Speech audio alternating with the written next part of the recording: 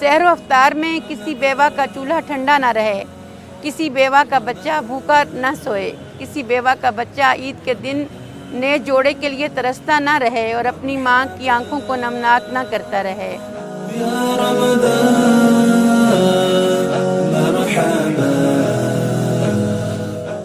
امت مسلمہ کے فرزندان پاکستانی شہری و پاکستان میں بسنے والے ہوں یا بیرون ملک بسنے والے ہمارے بہنیں اور بھائی، انہوں نے ہمیشہ اپنے اہل وطن پاکستانی غرباء اور مساکین کا ساتھ دیا اور اپنا مال لگایا۔ الخدمت فاؤنڈیشن پر انہوں نے بھروسہ کیا اور الخدمت فاؤنڈیشن کے مرد ہوں یا خواتین والنٹیئرز، انہوں نے ان کے اعتماد کو بحال رکھا۔ آگے بڑھیے۔ ماہ مبارک ہم سے تقاضا کرتا ہے کہ ہم اپنے ان بہن اور بھائیوں کا خیال رکھیں اور اس طرح سے خیال رکھیں کہ کوئی تعبیر ادھوری نہ رہے۔